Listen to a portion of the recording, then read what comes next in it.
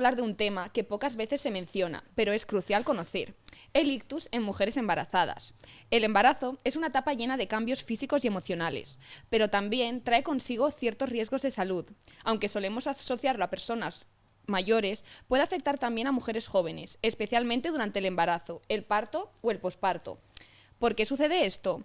¿Cuáles son los síntomas que no debemos ignorar? Y lo más importante, ¿cómo podemos prevenirlo y actuar rápido si ocurre? Quédate con nosotras porque este episodio puede salvar vidas. Ay, me encanta, me encanta. Oye, cada vez las entradas están Son siendo más más bonitas. curradas, ¿eh? Es que Me nos está lo encantando. curramos, ¿eh? Sí, total. Bueno, pues... El episodio de hoy un poco, sí que ahora has dicho, ay, yo me veo tal. El episodio de hoy lo que queríamos hablar es como dar visibilidad a que el ictus no solo afecta a personas mayores, que también afecta a personas, sobre todo a mujeres que están embarazadas, y cómo eso afecta, porque no es lo mismo tener un ictus Sí, a una edad un poco más 70 años, avanzada. un ictus a los 20 años o un ictus cuando estás embarazada. Y Claro. estás a O punto acabas de de tener ser un hijo o recientemente acabas mamá. de ser reciente mamá. La verdad que cuando planteamos el hacer este capítulo me pareció guay porque realmente ni yo me había, a pesar de haber visto algún caso que otro, pero la verdad muy pocos, nunca, como que no le había dado ese espacio en mi cabeza a estas personas y, joder, me parece algo digno de lo que hay que hablar y darle ese lugar a estas mujeres que sufren esto, o sea, un ictus durante el embarazo. O sea, juntar esas dos palabras me parece, la verdad, explosión mental. Es explosión por lo que requiere, o sea, por lo que Sí. supone, ¿no? También, porque al final tú estás en un momento, entre comillas, no vulnerable, pero sí, en plan, tú estás cuidándote mucho, estás necesitando, bueno, pues gestar, ¿no? Y que ocurra en ese momento. A lo mejor el embarazo va a término, por supuesto, la cosa sigue hacia adelante, el bebé nace y tú te enfrentas a la situación de ser mamá habiendo recientemente tenido un ictus, entonces las secuelas de ese ictus las tienes que compaginar con la reciente maternidad.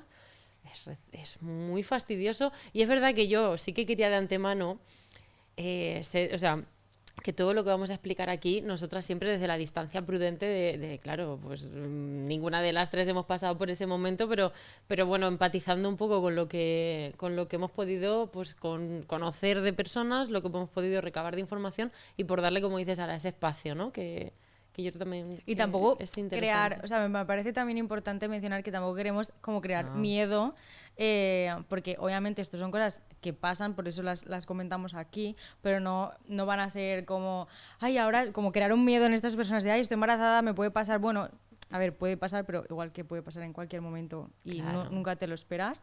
Así que simplemente vamos a hablar de ello, a comentarlo y a simplemente pues dar ese espacio para que cualquier persona que le haya pasado le pueda pasar, que sepa que existen recursos y eso. Y sí, que se le puede entender. No alarmar, sino informar. Eso y es. sobre todo visibilizar. Mira qué bien. Pues es que durante el embarazo, chicas, se producen como unos cambios fisiológicos que hacen que las mujeres tengan más probabilidad de tener un ictus que otras personas de la misma edad, otras mujeres de la misma edad. Por ejemplo, hay 3 veces más probabilidades de tener un ictus cuando estás embarazada que otra persona a tu edad sin estarlo.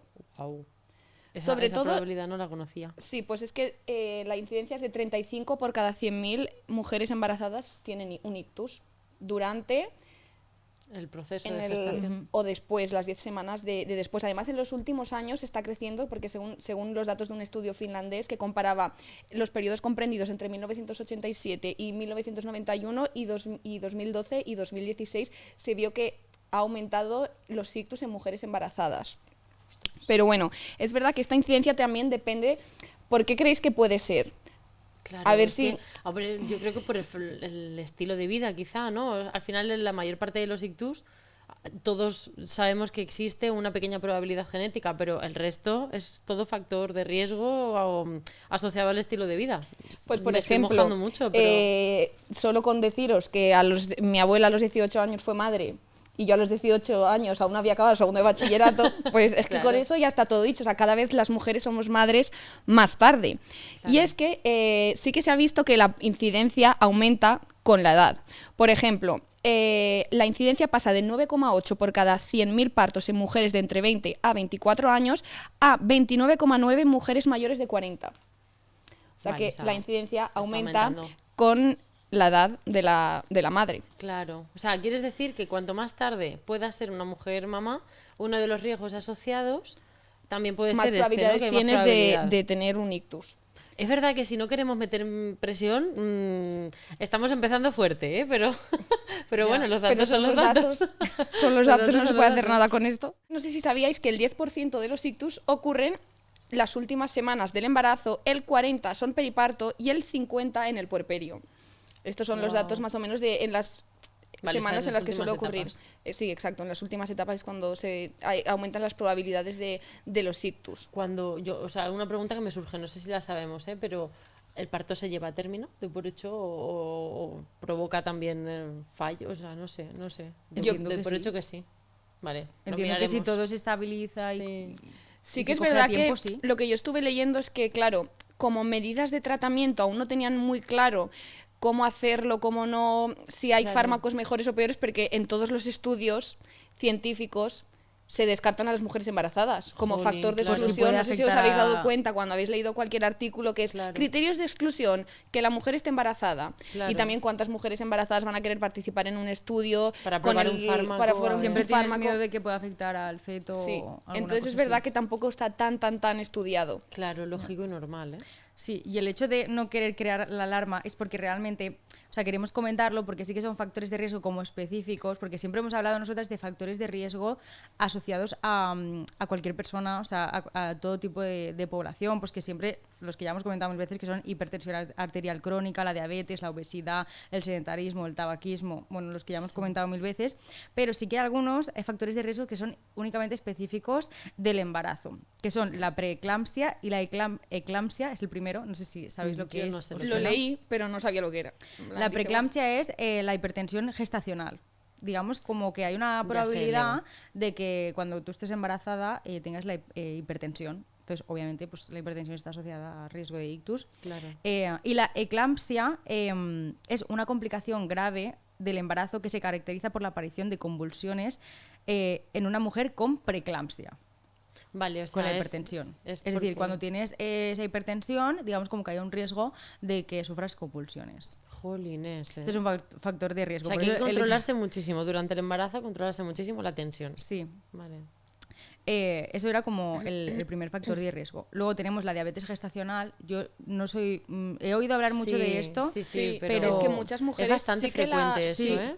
Sí que es mucho más frecuente y es verdad que te van analizando a lo largo de durante todo el embarazo, te van haciendo Sí. pruebas para comprobar si hubiese, si no hubiese, porque de hecho la diabetes en este punto de gestación sí que afecta al feto. El feto crece muchísimo más y se ve que luego es una complicación importante. Entonces, La información que he encontrado es que, claro, la diabetes puede contribuir a las disfunciones vasculares que favorecen la formación de coágulos. claro, Clo- claro, y coágulos, esto ya desarrollar derivado en... claro, Exacto. jolín. Luego la trombofilia y estados protrombóticos, que es decir, que durante el embarazo hay un aumento en la coagulación sanguínea como mecanismo protector frente a hemorragias, lo que incrementa el riesgo de trombosis e ictus. Wow, fíjate. Luego tenemos la cesárea y complicaciones en el parto, Ujú. que obviamente pues Claro, ahí estamos la dando un cirugía riesgo. aumenta el riesgo de trombosis, que puede derivar en un ictus isquémico. Y luego, por último, tendríamos el desprendimiento prematuro de la placenta, que puede causar alteraciones en la coagulación y aumentar el riesgo de eventos cerebrovasculares. Todos estos factores de riesgo que he comentado son asociados al embarazo, Claro.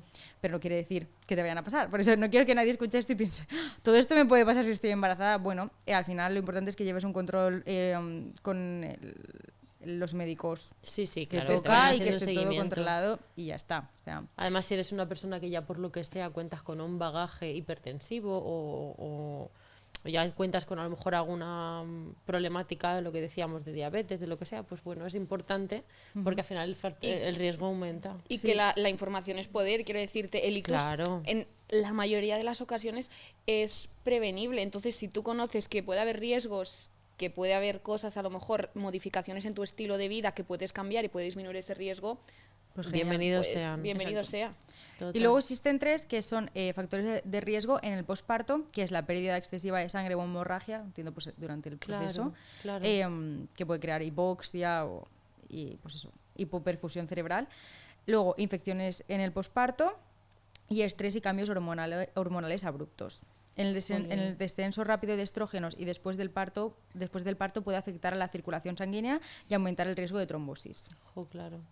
Estas cosas son las que comentaban. Y luego, como prevención, el control adecuado de la presión arterial, monitoreo de factores de riesgo trombóticos y luego hábitos saludables y seguimiento médico. Claro, o sea, que es como que se recomienda siempre eso, ¿no? Ese tipo de cosas. Y sobre todo también estar informados de los síntomas de un ictus, que eso yo creo que todo el mundo debería saberlo, porque sí que como una de las medidas preventivas a mí me ponía pues conocer los síntomas del ictus, que puede ser o sea, que son los mismos siempre.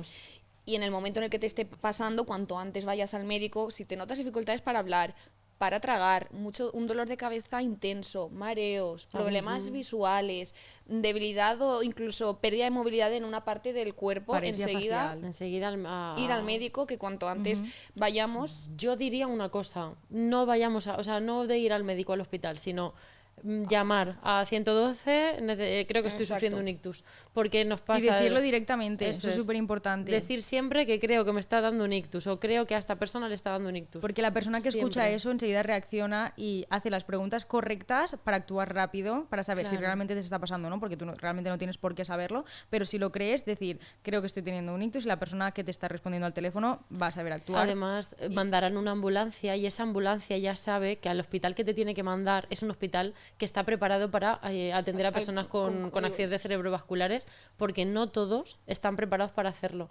Entonces, claro, si tú corres el riesgo de yo me voy a mi hospital de cabecera y me voy a mis urgencias, si mi hospital resulta que no tiene ese complejo, bueno, se llama código ictus, ¿no? No tiene a los profesionales necesarios, no lo identificarán.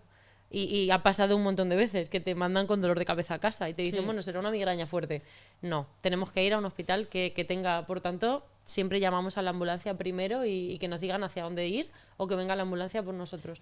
Eso es verdad. Quería comentar que el otro día, buscando información, encontré que la Fundación Freno al Ictus, ¿lo querías comentar tú? Vale, pero me hablaron de esa fundación. Sí, porque están haciendo una campaña de prevención, no, más que de prevención, de información a todas las personas, a todas las mujeres, ya están embarazadas o no estén embarazadas, para que presten mucha atención a sus síntomas y vayan y soliciten ayuda, porque me ha encantado la campaña y es que habla de una cosa que nosotras hemos hablado aquí muchas veces, y es que las mujeres tendemos a aguantar mucho más cualquier tipo de problema de salud, porque tendemos a estar más preocupadas de lo que hay externo fuera, a cuidar a unos, estar haciendo esto, lo otro, tal, y no nos prestamos tanta atención. Entonces la campaña no me acuerdo el eslogan, pero era muy gráfico de préstate atención, o eres importante, préstate atención, ¿no? Algo así era, no me acuerdo, pero me pareció interesante, y en el caso del embarazo, muchísimo más, ¿no? Que al final. Exacto, y además también el no tener miedo a las pruebas, porque las pruebas son las mismas que en personas que no estén embarazadas. Se puede hacer un TAC con protección fetal, incluso la resonancia magnética también se puede hacer a lo largo de toda la gestación. Sí que hay que evitar un poco, en la medida de lo posible, pues los contrastes, pero sí que tiene como el procedimiento es el mismo que en cualquier otra persona que no esté embarazada. Genial. Y la verdad que una vez ya ha pasado todo esto, ya tienes el diagnóstico, vuelves a casa, a nivel emocional esto impacta mucho en la madre que ha tenido un ictus cuando estando embarazada, en el parto o incluso al poco tiempo de ser madre. Claro, es que muchas de las veces, y por eso a la hora de comentarlo, claro, si te pilla durante el embarazo, tú vas a vivir una pequeña recuperación durante un tiempo, luego va a nacer el bebé y vas a tener que convivir con los síntomas del ictus o de cualquier daño. Es que hablamos del ictus, pero puede ser cualquier daño cerebral, realmente. Pero tienes que convivir con ellos a la par que la crianza. Mira, se me está cayendo el micro. No pasa nada, se ha puesto nervioso, pero lo voy a sujetar. He recogido aquí algunos de los síntomas, que son, bueno, más que síntomas, más de las problemáticas que suelen empezar a plantearse dentro de la vida de la persona, especialmente de la mujer, claro, que está que está cuidando a un bebé recién nacido, o por así decirlo. También son síntomas que aparecen tanto en mamás como en papás que acaban de ser padres o madres y claro, sufren un daño cerebral de cualquier tipo, ¿no? Porque al final cuando el bebé es muy pequeñito, este tipo de cosas también ocurren y afectan a la par, ¿no? Al final, si la conciliación familiar es buena, al papá también le afecta. Pero bueno, nos centramos un poco en esa parte, ¿vale? De maternidad. Entonces, hay algunas sintomatologías asociadas al cambio emocional que provoca el cambio de rol en los cuidados. Esta la podemos hacer todos un poco, casi poniéndonos un pelín en su lugar, casi que todos tenemos claro que esto afecta, porque la persona pasa de ser la persona que propicia la ayuda a ser la que lo tiene que recibir. Entonces suele generar bastante sentimiento de culpa. Que yo creo que esto nos pasa un poco a todos, cuando de repente notamos que el resto está un poco pendiente, como, ay, no quiero preocupar al resto, ¿no? Entonces, ¿cuánto ni más cuando tienes a un bebito que bueno, pues que quieres? El otro día justamente estuve hablando con una chica que tuvo un ictus muy poco después de ser madre, y me comentaba eso, el cómo, qué mal se había sentido de no poder ejercer como madre y ella misma tener que aprender a andar al mismo tiempo al que su hija había tenido que aprender a andar, y no poder ejercer ese rol de madre, sino también tener que estar ella recibiendo ayuda. Es verdad que ella me habló de ello como algo muy bonito, entre comillas, de vivir la maternidad de otra manera, empezar a hacer las primeras cosas junto a tu hija, pero es verdad que sí que me expresaba pues ese sentimiento de culpa muchas veces cuando su hija decía primero papá y no mamá. Claro, ya. Jo, es que es verdad que si lo piensas, tiene que ser bastante duro, ¿no? De procesar, y me parece un trabajazo el que se ha hecho a nivel emocional increíble. Por ejemplo, otro de los síntomas del que me parece interesante que pongamos en común, cuando vamos a criar, o sea, nosotras no lo hemos vivido, pero sí conocemos gente que está en ese momento, ¿no?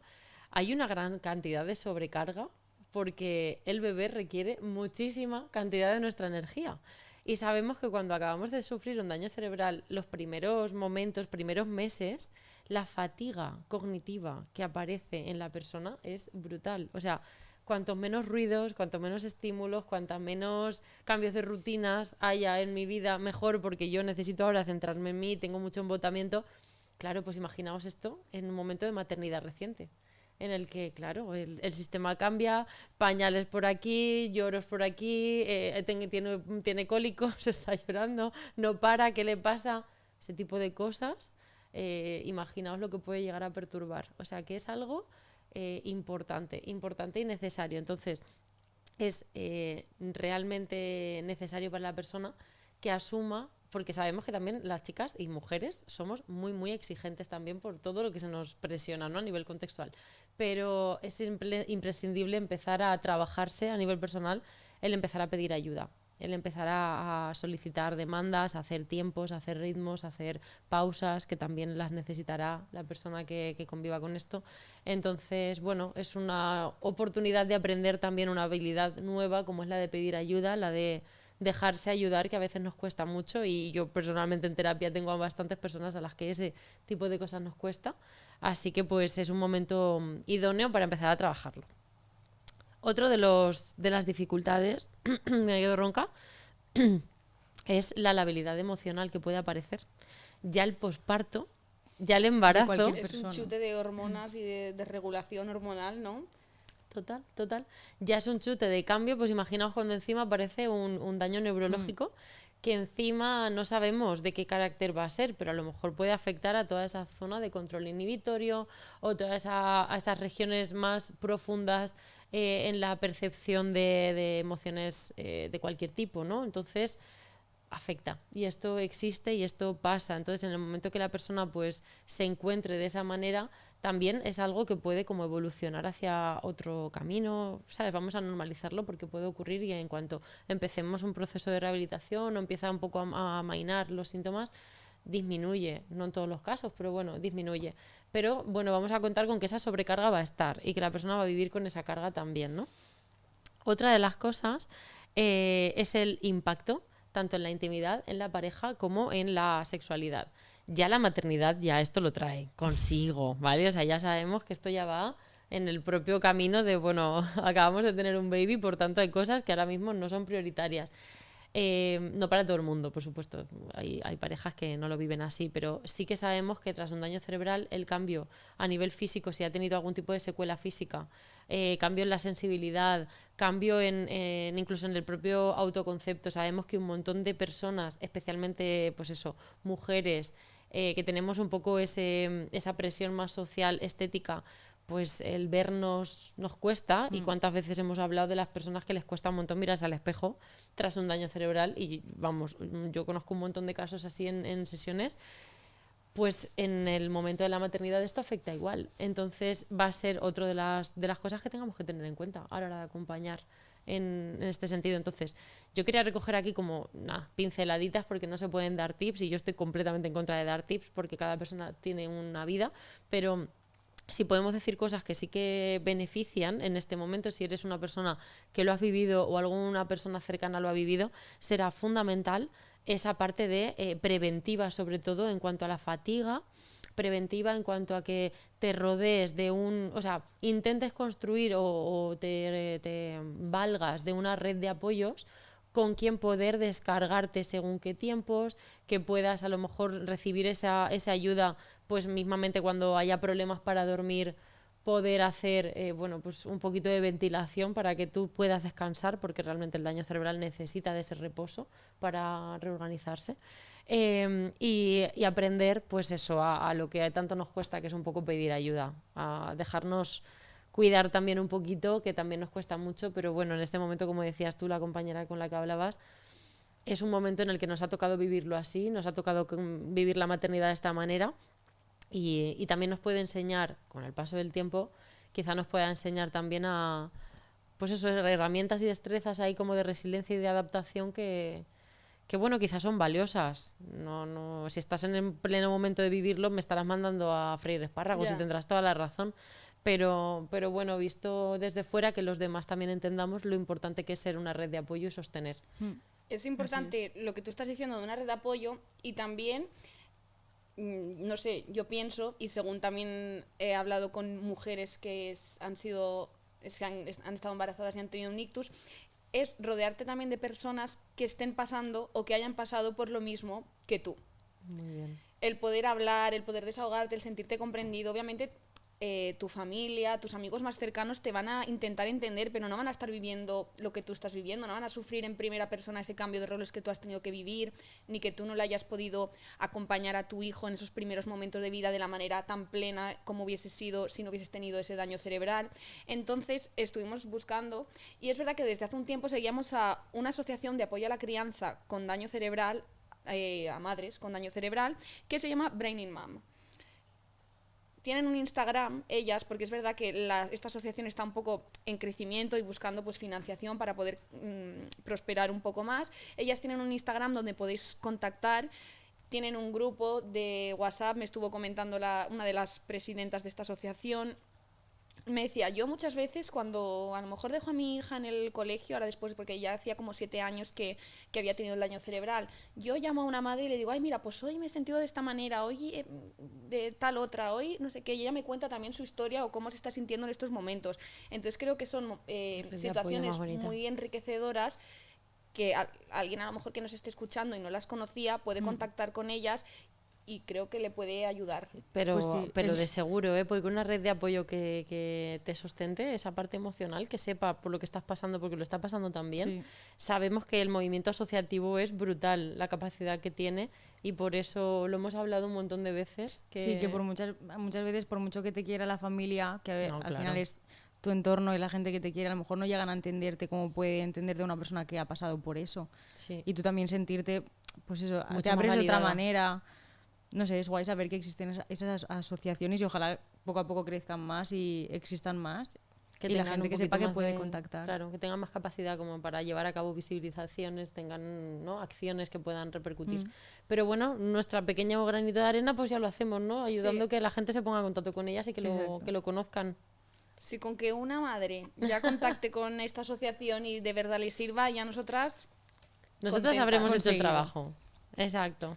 Así que bueno, chicas, pues yo creo que ya hemos acabado, ¿no? Yo creo que sí, que ya tenemos un poco dicho todo lo que queríamos comentar. A mí este tema me Me parece especialmente importante, ¿eh? Porque, a ver, esto lo vamos a quitar. Mira, se están aquí riendo, lo vamos a contar. Lo vamos a contar porque aquí, en el de producción, Oye, en el episodio de hoy podéis hacer tomas falsas porque puede madre haber un mía, o montón, sea, total. No paran de Jorge- reírse porque, claro, es verdad que yo tengo la coletilla de decir, me parece súper importante esto. Y No, me parece súper importante, me parece súper... interesantísimo. interesante, interesante, es Me parece interesante. interesantísimo. Entonces se ve que lo he vuelto a decir, ¿no? Porque acabo de ver por aquí que se parten en la caja. Caso- dicho, me parece es importante, superimportante. interesante. Va, claro, casi. Bueno, pues nada, eso, que ya Que no lo sí. digo, que no, voy a buscar luego... Que adiós. Nada, que ojalá que ayudemos a alguien con este tipo de capítulos. Ojalá que os sirva y si es así, hacérnoslo saber. Para que... Y nada, nos vemos en el siguiente. Venga, un abrazo.